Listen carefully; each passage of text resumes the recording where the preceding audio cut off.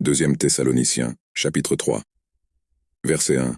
Enfin, frères, priez pour nous, afin que la parole du Seigneur se répande librement et soit glorifiée, comme cela est aussi arrivé parmi vous. Ce texte est un verset qui souligne l'importance de la prière et demande aux croyants de prier pour ceux qui sont impliqués dans le ministère. Analysons ce verset en détail. Requête de prière.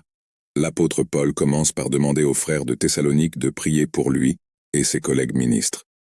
Cela montre l'humilité et la dépendance des dirigeants chrétiens à l'égard de la prière et du soutien spirituel de la communauté de foi. But de la prière. Le but de cette prière est que la parole du Seigneur puisse se dérouler librement et être glorifiée. Cela signifie que Paul et ses collaborateurs veulent que le message de l'Évangile soit proclamé efficacement et que Dieu soit glorifié à travers lui. Ils reconnaissent que la prédication de la parole dépend de l'intervention divine. Liberté et gloire dans la prédication. La demande de prière implique que la parole de Dieu peut rencontrer des obstacles, des oppositions et des résistances.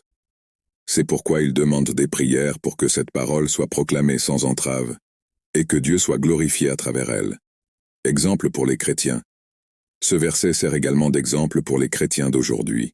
Cela montre l'importance de prier pour ceux qui sont impliqués dans le ministère de la parole, afin qu'ils puissent être fortifiés et habilités par Dieu.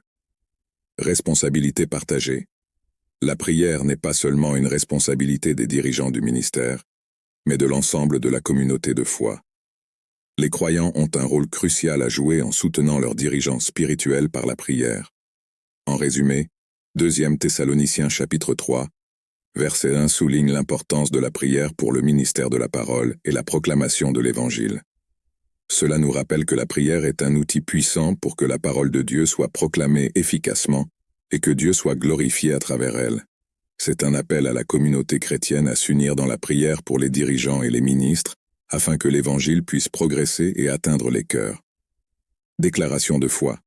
Seigneur Jésus-Christ, je confesse que je suis pécheur et que je suis séparé de Dieu à cause de mon péché. Je me repens de mes péchés, et je reconnais le Seigneur Jésus-Christ comme le seul et suffisant sauveur de ma vie. Et je dirige à la vie éternelle, et écris mon nom dans le livre de vie. Amen. Éphésiens 2 versets 8 et 9. Car c'est par la grâce que vous avez été sauvés par la foi, et cela ne vient pas de vous, c'est le don de Dieu. Pas des œuvres, de peur que personne ne se vante. Jean 5 verset 24. Je vous l'assure, quiconque entend ma parole et croit celui qui m'a envoyé à la vie éternelle, et ne sera pas condamné, mais est passé de la mort à la vie.